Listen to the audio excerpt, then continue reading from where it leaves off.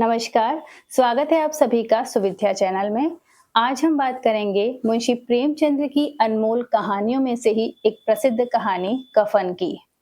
1936 में सबसे पहले कफन शॉर्ट स्टोरी के रूप में पब्लिश हुई थी और 2025 में भी ये कह सकते हैं कि ये कहानी इतनी प्रासंगिक है जितनी उस समय थी। क्योंकि मुंशी प्रेमचंद्र के द्वारा जितनी भी कहानियाँ या फिर उपन्यास लिखे गए हैं, वो मनुष्य के मन की गहराइयों को अनुभूत करते हैं और उन्हीं में से एक महत्वपूर्ण कहानी संग्रह का एक भाग है कफन। और कफन की अगर हम बात करें तो इसमें मुख्य रूप से 3 प्रमुख पात्र हैं। एक है घीसू, उसका पुत्र है माधव और माधव की पत्नी है बुधिया। तो मुख्य रूप से ये पूरी जो कहानी है इन 3 रोल्स पर ही आधारित है और चाहती तो मैं इसकी समरी आपको बहुत शॉर्ट में सुना सकती थी, लेकिन इस कहानी में इतने अच्छे शब्दों का, व्यंग्यात्मक शब्दों का प्रयोग हुआ है कि अगर हम इसे पूरा पढ़ेंगे तो और ज़्यादा ये इंटरेस्टिंग लगेगी। तो चलिए हम शुरू करते हैं कफन। झोंपड़े के द्वार पर बाप और बेटा दोनों एक बुझे हुए अलाव के सामने चुपचाप बैठे हुए हैं और अंदर बेटे की जवान बीवी बुधिया प्रसव वेदना से पछाड़ खा रही थी। रह रहकर उसके मुंह से ऐसी दिल हिला देने वाली आवाज निकलती थी कि दोनों कलेजा थाम लेते थे। जाड़ों की रात थी, प्रकृति सन्नाटे में डूबी हुई, सारा गांव अंधकार लय हो गया था। इसका मतलब है कि जो बुधिया है, माधव की पत्नी, वो प्रेग्नेंट है और प्रसव वेदना से उन्हें बहुत दर्द हो रहा है। घीसू ने कहा, मालूम होता है बचेगी नहीं, सारा दिन दौड़ते हो गया, जा देख तो आ। माधव चिढ़कर बोला, मरना ही तो है, जल्दी मर क्यों नहीं जाती, देख कर क्या करूं। तू बड़ा बेदर्द है रे, साल भर जिसके साथ सुख चैन से रहा, उसी के साथ इतनी बेवफाई। तो मुझसे तो उसका तड़पना और हाथ पटकना देखा नहीं जाता। चमारों का कुनबा था और सारे गांव में बदनाम। घिसू एक दिन काम करता तो 3 दिन आराम। माधव भी इतना कामचोर था कि आधे घंटे काम करता तो घंटे भर चिलम पीता, इसलिए उन्हें कहीं मजदूरी नहीं मिलती थी। घर में मुट्ठी भर भी अनाज मौजूद हो तो उनके लिए काम करने की कसम थी। जब 2-4 फाके हो जाते तो घीसू पेड़ पर चढ़कर लकड़ियां तोड़ लाता और माधव बाजार में बेच आता। और जब तक वे पैसे रहते दोनों इधर उधर मारे मारे फिरते। जब फाके की नौबत आ जाती तो फिर लकड़ियां तोड़ते, मजदूरी की तलाश करते। गांव में काम की कमी न थी, किसानों का गांव था, मेहनती आदमी के लिए 50 काम थे। मगर इन दोनों को लोग उसी वक्त बुलाते जब 2 आदमियों से किसी एक का काम पाकर भी संतोष कर लेने के सिवा कोई चारा ना होता। देखिए कितना एक व्यंग यहाँ पर है। विचित्र जीवन था इनका। घर में मिट्टी के 2-4 बर्तनों के सिवा कोई संपत्ति नहीं। फटे चीथड़ों से अपनी नग्नता को ढके हुए जिए जाते थे।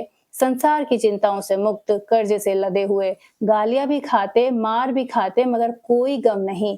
दीन इतने कि वसूली की आशा न रहने पर भी लोग इन्हें कुछ न कुछ कर्ज दे ही जाते थे। मटर आलू की फसल में दूसरों के खेतों से मटर या आलू उखाड़ लाते, भून भून कर खा लेते, 10-5 ऊख यानी ईख उखाड़ लाते और रात को चूसते। घीसू ने आकाशवती से 60 साल की उम्र काट दी और माधव भी सपूत बेटे की तरह ही बाप के ही पदचिन्हों पर चल रहा था, बल्कि उसका नाम और भी उजागर कर रहा था। इस वक्त भी दोनों अलाव के सामने बैठकर आलू भून रहे थे, जो कि किसी खेत से खोद लाए थे। घीसू की स्त्री का तो बहुत पहले देहांत हो गया था और माधव का ब्याह पिछले ही साल हुआ था। जब से वह औरत आई थी, उसने इस खानदान में व्यवस्था की नींव डाली थी। बुधिया की बात हो रही है यहाँ पर। पिसाई करके या घास छीलकर सेर भर आटे का इंतजाम कर लेती और इन दोनों बेगरतों को देखभाल करती। जब से वे आई है ये दोनों और भी आलसी, आराम तलब हो गए हैं, बल्कि अब तो कुछ अकड़ने भी लगे हैं। कोई कार्य करने के लिए बुलाता है तो दुगनी मजदूरी मांगते। वही औरत आज प्रसव वेदना से मर रही थी और ये दोनों शायद इसी इंतजार में थे कि वह मर जाए तो आराम से सोएं। गीसू ने आलू निकालकर छीलते हुए कहा, जाकर देख तो आ, दशा क्या है उसकी। चुड़ैल का फिसाद होगा और क्या, यहाँ तो ओझा भी 1 रुपया मांगता है। माधव को भय था कि अगर वो कोठरी में गया तो घीसू आलूओं का एक बड़ा भाग साफ कर जाएगा और बोला, मुझे तो वहां जाने से डर लगता है। घीसू ने कहा, फिर डर किस बात का, मैं तो यही हूं, तो तुम ही जाकर देख लो ना। तब घीसू बोलता है, मेरी औरत जब मरी थी तो मैं 2-3 दिन तक उसके पास से हिला नहीं था और मुझे लजाएगी नहीं क्या, जिसका कभी मुंह नहीं देखा आज उसका उघड़ा हुआ बदन देखूं, उसे तन की सुध भी ना हो तो मुझे देख कर खुलकर हाथ पांव भी न पटक सकेगी। मैं सोचता हूँ कोई बाल बच्चा हो गया तो क्या होगा? सौंठ, गुड़, तोल कुछ भी तो नहीं है घर में। सब कुछ आ जाएगा, भगवान दे तो। जो लोग आज पैसे नहीं दे रहे, वो ही कल बुला कर देंगे। मेरे 9 लड़के हुए थे, घर में कुछ भी न था, मगर भगवान ने किसी तरह बेड़ा पार ही लगाया। जिस समाज में रात दिन मेहनत करने वालों की हालत उनकी हालत से बहुत कुछ अच्छी न थी, किसानों के मुकाबले में वे लोग जो किसानों की दुर्बलताओं से लाभ उठाना जानते थे, वे कहीं ज्यादा संपन्न थे। वहां इस तरह की मनोवृत्ति का पैदा हो जाना कोई अचरज की बात न थी। वास्तविकता में उस समय की बात बताई गई है, जब किसानों का भी बहुत शोषण होता था सामंतों के द्वारा। तो ये बात बताइए कि ये लोग तो दोनों बिल्कुल ही काम नहीं करते थे, लेकिन जो मज़दूरी करते थे या जो ऐसे किसान थे जो बहुत काम कर रहे हैं, उनकी दुर्दशा भी कोई बहुत अच्छी उस समय नहीं थी। हम तो कहेंगे घीसू किसानों से कहीं ज़्यादा विचारवान था, जो किसानों के विचार शून्य समूह में शामिल होने के बदले बैठकबाजों की मंडली में जा मिला था। हाँ, उसमें ये शक्ति न थी कि बैठकबाजी के नियम और नीति का पालन करता, इसलिए जहाँ उसकी मंडली के और गांव के सरगना और मुखिया बने हुए थे, उस पर सारा गांव उँगली उठाता था। फिर भी उसे यह तकसीन तो थी कि अगर वह फटेहाल है, तो कम से कम उसे किसानों की जी तोड़ मेहनत तो नहीं करनी पड़ती। दोनों आलू निकाल निकाल कर जलते जलते खाने लगे। कल से कुछ खाया नहीं, इतना सब्र न था कि उन्हें ठंडा हो जाने दें। कई बार दोनों की जबानें जल गईं। छिल जाने पर आलू का बाहरी हिस्सा तो बहुत ज्यादा गर्म न मालूम होता, लेकिन दांतों के तले पड़ते ही अंदर का हिस्सा जबान, हलक और तालू को जला देता।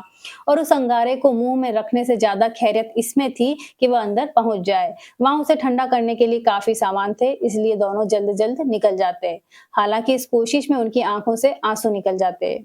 घीसू को उस वक्त ठाकुर की बारात याद आई। यानी अब आप देखिएगा कि उसे 20 साल पुरानी ठाकुर की बारात याद है। यानी वो टाइम पे उनके पास इतना खाना नहीं होता था, क्योंकि उन्होंने इतने लंबे समय से पेट भर के खाना नहीं खाया था, और जब खाया था 20 साल पहले, उन्हें वो चीज भी याद है। तो देखते हैं, घीसू को उस वक्त ठाकुर की वह बारात याद आई जिसमें 20 साल पहले वो गया था। उस दावत में उसे जो तृप्ति मिली, वह उसके जीवन में एक याद रखने लायक बात थी, और आज भी उसकी यादें ताजा थी। बोला, वो भोज मैं नहीं भूलूंगा। तब से फिर उस तरह का खाना भरपेट नहीं मिला। लड़की वालों ने तो सबको भरपेट पूरियां खिलाई थी। सबको, छोटे बड़े सब ने पूरियां खाई, और असली घी की चटनी, रायता, 3 तरह के सूखे साग, रसेदार तरकारी, दही, मिठाई। और अब क्या बताऊं, इस भोज में क्या स्वाद मिला। कोई रोक टोक नहीं थी, जो चीज मांगो, जितना चाहो जितना खाओ। लोगों ने ऐसा खाया, किसी से पानी न पिया गया। मगर परोसने वाले हैं कि पत्तल में गरम गरम गोल गोल सुवासित कचौरियां डाल देते हैं। मना करते हैं, नहीं चाहिए नहीं चाहिए, पत्तल पर हाथ रोके हुए हैं, मगर वे हैं कि दिए जाते हैं। और जब मुंह धो लिया तो पान इलायची भी मिली, मगर मुझे पान लेने की सुध कहाँ थी। खड़ा ना हुआ जाता था, चटपट जाकर अपने कंबल पर लेट गया। ऐसा दिल दरियाव था वह ठाकुर। माधव ने इन पदार्थों का मन ही मन मजा लेते हुए कहा, अब हमें कोई ऐसा भोज नहीं खिलाता। अब कोई क्या खिलाएगा, वह जमाना दूसरा था। अब तो सबको किफायत सूझती है। शादी ब्याह में खर्च मत करो, क्रियाकर्म में खर्च मत करो। पूछो गरीबों की माल बटोर बटोर के कहाँ रखोगे। बटोरने में कमी नहीं है, हाँ खर्च में किफायत सूझती है। तुमने 20 से एक पूरियां खाई होंगी, 20 से ज्यादा खाई होंगी। मैं तो 50 खा जाता। 50 से कम मैंने न खाई होगी। अच्छा पट्टा था, तू तो मेरा आधा भी नहीं। अब आलू खाकर दोनों ने पानी पिया, और वहीं अलाव के सामने अपनी धोतियां ओढ़कर पांव पेट में डाले सो रहे थे, जैसे दो बड़े बड़े अजगर गेंडुलिया मारकर पड़े हों। और बुधिया अभी भी करहा रही थी। सवेरे माधव ने कोठरी में जाकर देखा तो उसकी स्त्री ठंडी हो गई थी। उसके मुंह पर मक्खियां भिनक रही थी, पथराई हुई आंखों के ऊपर टंगी हुई थी। सारी देह धूल से लथपथ हो रही थी, और उसका पेट में ही बच्चा मर गया था। माधव भागा हुआ घीसू के पास आया, और फिर दोनों जोर जोर से हाय हाय करने लगे, छाती पीटने लगे। पड़ोस वालों ने यह रोना धोना सुना तो दौड़ते हुए आए और अपनी पुरानी मर्यादा के अनुसार इन अभागों को समझाने लगे। मगर ज्यादा रोने पीटने का अवसर न था। कफन और लकड़ी की फिक्र थी। पर घर में तो पैसा इस तरह गायब था जैसे चील के घोंसले से मांस। बाप बेटे रोते हुए गांव के जमींदार के पास गए। वह इन दोनों की सूरत से नफरत करते थे। कई बार इन्हें अपने हाथों से पीट चुके थे चोरी करने के लिए, वादे पर काम न आने के पर। पूछा, क्या है रे घिसुआ, रोता क्यों है? अब तो तू कहीं दिखाई भी नहीं देता। मालूम होता है इस गांव में रहना ही नहीं चाहता। घीसू ने जमीन पर सिर रखकर आंखों में आंसू भरकर कहा, सरकार बड़ी विपत्ति में हूँ। माधव की घरवाली रात को गुजर गई। रात भर तड़पती रही सरकार। हम दोनों उसके सिरहाने बैठे रहे। दवा दारू जो कुछ हुआ सब कुछ किया, मुदा वह हमें दगा दे गई। अब कोई एक रोटी देने वाला भी न रहा मालिक। तबाह हो गए। घर उजड़ गया। आपका गुलाम हूँ। आपके सिवा कौन उसकी मिट्टी उठाएगा? आपके सिवा किसके द्वार पर जाऊं? जमी जमींदार साहब दयालु थे, मगर घीसू पर दया करना काले कंबल पर रंग चढ़ाने जैसा था। जी मैं तो आया, कह दे चल दूर से यहाँ से। यूं तो बुलाने से भी नहीं आता, और आज जब गरज पड़ी तो आकर खुशामद कर रहा है। हरामखोर कहीं का बदमाश। लेकिन यह क्रोध या दंड का अवसर न था। जी में कूदते हुए उन्होंने 2 रुपए निकालकर फेंक दिए, मगर सांत्वना का एक शब्द भी मुंह से न निकला। उसकी तरफ ताका भी नहीं, जैसे सिर का बोझ उतारा हो। जब जमींदार साहब ने 2 रुपए दिए तो गांव के बनिए महाजनों को इनकार का साहस कैसे होता। घीसू जमींदार के नाम का ढिंडोरा भी पीटना खूब जानता था। किसी ने 2 आने दिए, किसी ने 4 आने। 1 घंटे में घीसू के पास 5 रुपए की अच्छी खासी रकम जमा हो गई। कहीं से अनाज मिल गया, कहीं से लकड़ी, और दोपहर को घीसू और माधव बाजार से कफन लाने चले गए। इधर लोग बांस काटने लगे। गांव की नरम दिल स्त्रियां आ आकर लाश को देखती और उसकी बेकसी पर 2 बूंद आंसू गिराकर चली जाती। कैसा बुरा रिवाज है कि जिसे जीते जी तन ढकने को चीथड़ा भी ना मिले और उसे मरने पर कफन चाहिए। कैसी लाइन लिखी है देखिए कितनी कि जिसे जीते जी तन ढकने को चीथड़ा भी ना मिले, उसे मरने पर कफन चाहिए। कफन लाश के साथ जल ही तो जाता है, और क्या रखा जाता है। यही 5 रुपए पहले मिलते तो हम कुछ दवा दारू कर लेते। अब ये लोग आपस में बात कर रहे हैं और सोच रहे हैं। दोनों एक दूसरे के मन की बात ताड़ रहे थे। बाजार में इधर उधर घूमते रही। कभी इस बाजार तो कभी उस दुकान गए, कभी इस दुकान। तरह तरह के कपड़े रेशमी और सूती देखे, मगर कुछ जचा नहीं। यहाँ तक कि शाम हो गई। तभी दोनों ने न जाने किस देवी प्रेरणा से एक मधुशाला के सामने चले गए, और जैसे किसी पूर्व निश्चित योजना के तहत वह अंदर चले गए। वहां जरा देर तक दोनों असमंजस में खड़े रहे। फिर घीसू ने गद्दी के सामने जाकर कहा, साहू जी एक बोतल हमें भी देना। इसके बाद कुछ चखोना आया। तली हुई मछलियां आई और दोनों बरामदे में बैठकर शांतिपूर्वक पीने लगे। कई कुंजियों ताबड़तोड़ पीने के बाद दोनों सरूर में आ गए। घीसू बोला, कफन लगाने से मिलता क्या है, आखिर जल ही तो जाता, कुछ बहू के साथ तो न जाता। माधव आसमान की तरफ देखकर बोला, मानो देवताओं को अपनी निष्पापता का साक्षी बना रहा हो। दुनिया का दस्तूर है, नहीं लोग बामनों को 1000 रुपए क्यों देते। कौन देखता है परलोक में मिलता है या नहीं। बड़े आदमियों के पास धन है, वो चाहे फूकें, हमारे पास फूकने को क्या है। लेकिन हम लोगों को जवाब क्या देंगे। लोग पूछेंगे नहीं कफन कहाँ है। घीसू हंसा। अब कह देंगे रुपए कमर से खिसक गए, बहुत ढूंढा नहीं मिले। लोगों को विश्वास तो ना आएगा, लेकिन वो फिर रुपए दे देंगे। माधव भी हंसा। इस अनपेक्षित सौभाग्य पर बोला, बड़ी अच्छी थी बेचारी, मरी तो भी खूब खिला पिलाकर। अब भी बोतल से ज्यादा उड़ गई। घीसू ने 2 सेर पूड़ियां मंगवाई, चटनी अचार कलेजियां। शराब खाने के सामने ही दुकान थी। माधव लपक कर 2 पत्तलों में सारा सामान ले आया। पूरा 1.5 रुपया और खर्च हो गया, और अब सिर्फ थोड़े से पैसे बचे। दोनों इस वक्त शान से बैठे हुए पूड़ियां खा रहे थे, जैसे जंगल में कोई शेर अपना शिकार उड़ा रहा हो। ना कोई जवाबदेही का खौफ था, ना कोई बदनामी की फिक्र। इन भावनाओं को उन्होंने बहुत पहले ही जीत लिया था। इन भावनाओं को उन्होंने बहुत पहले ही जीत लिया था। घीसू दार्शनिक भाव से बोला, हमारी आत्मा प्रसन्न हो रही है तो क्या उसे पुण्य न होगा। माधव ने श्रद्धा से सिर झुकाकर तस्दीक दी, जरूर से होगा। भगवान तुम अंतर्यामी हो, उसे बैकुंठ ले जाना। हम दोनों हृदय से आशीर्वाद दे रहे हैं। आज जो भोजन मिला वह कभी उम्र भर न मिला था। एक क्षण के बाद माधव के मन में एक शंका हुई। बोला, क्यों दादा, हम लोग भी तो एक ना एक दिन वहीं जाएंगे ना। घीसू ने इस भोले सवाल का कुछ उत्तर न दिया, कि वह परलोक की बातें सोचकर इस आनंद में बाधा नहीं डालना चाहता था। जो वहां हम लोगों से पूछें कि तुमने कफन क्यों नहीं दिया तो क्या कहेंगे। कहेंगे तुम्हारा सर। पूछेगी तो जरूर, तू जानता है उसे कफन न मिलेगा। तू मुझे ऐसा गधा समझता है। 60 साल क्या इस दुनिया को घास खोदता रहा। उसको कफन मिलेगा, और इससे भी बहुत अच्छा मिलेगा। माधव को विश्वास न आया। बोला, कौन देगा। रुपए तो तुमने चट कर दिए। वह तो मुझसे पूछेगी, उसकी मांग में सिंदूर तो मैंने ही डाला था। घीसू गर्म होकर बोला, मैं कहता हूं उसे कफन मिलेगा, तू मानता क्यों नहीं। तो कौन देगा, आप बताते क्यों नहीं। वही लोग देंगे जिन्होंने इस बार दिया। हाँ, अब की बार रुपए हमारे हाथ ना आएंगे। जो जो अंधेरा बढ़ता और सितारों की चमक तेज होती, मधुशाला की रौनक और भी बढ़ती जाती। कोई गाता था, कोई डींग मारता, कोई अपने संगों को गले लिपटा।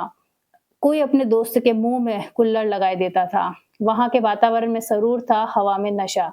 कितने तो यहाँ आकर एक चुल्लू में मस्त हो जाते। शराब से ज्यादा वहां की हवा उन पर नशा करती थी। जीवन की बाधाएं खींच लाती थी और कुछ देर के लिए वे भूल जाते थे कि वे जीते हैं या मरते हैं, या न जीते हैं न मरते हैं। ये बाप बेटा अब भी मजे लेकर चुस्कियां ले रहे हैं। सबकी निगाहें इनकी ओर जमी हुई थी। दोनों कितने भाग्य के बली हैं, पूरी बोतल बीच में है। भरपेट खाकर माधव ने बची हुई पूरियों का पत्तल उठाकर एक भिखारी को दे दी, जो खड़ा इनकी ओर भूखी आंखों से देख रहा था। और देने के गौरव, आनंद और उल्लास का उसने अपने जीवन में पहली बार अनुभव किया। यानी पहली बार उसने इतना खाया कि कुछ बच गया है, और वो उसने किसी भिखारी को दिया है। यीशु ने कहा, ले जा, खूब खा और आशीर्वाद दे। जिसकी कमाई है वो तो मर गई, पर तेरा आशीर्वाद उसे जरूर पहुंचेगा। रोए रोए से आशीर्वाद दे, बड़ी गाड़ी कमाई के पैसे हैं। माधव ने फिर आसमान की तरफ देखा और कहा, वह वैकुंठ में जाएगी दादा, वो वैकुंठ की रानी बनेगी। घीसू खड़ा हो गया और जैसे उल्लास की लहरों पर तैरता हुआ बोला, हाँ बेटा, वैकुंठ में जाएगी। उसने किसी को सताया नहीं, किसी को दबाया नहीं। मरते मरते हमारी जिंदगी की सबसे बड़ी लालसा पूरी कर गई। वह न वैकुंठ में जाएगी तो क्या ये मोटे मोटे लोग जाएंगे, जो गरीबों को दोनों हाथों से लूटते हैं और अपने पाप को धोने के लिए गंगा में नहाते हैं और मंदिरों में जल चढ़ाते हैं। श्रद्धालुता का यह रंग तुरंत ही बदल गया। अस्थिरता नशे की खासियत है। दुख और निराशा का दौरा हुआ। माधव बोला, मगर दादा, बेचारी ने जिंदगी में बड़ा दुख भोगा। कितनी दुख झेल कर मरी। वह आंखों पर आंख रखकर रोने लगा, चीखें मार मार कर। घीसू ने समझाया, क्यों रोता है बेटा, खुश हो जा। वो माया जाल से मुक्त हो गई, जंजाल से छूट गई। बड़ी भाग्यवान थी जो इतनी जल्दी माया मोह के बंधन तोड़ दिए। और दोनों खड़े होकर गाने गाने लगे, ठगनी क्यों नैना झमकावे, ठगनी क्यों नैना झमकावे। पियक्कड़ों की आंखें इनकी ओर लगी हुई थी और ये दोनों अपने दिल में मस्त गाते जाते थे।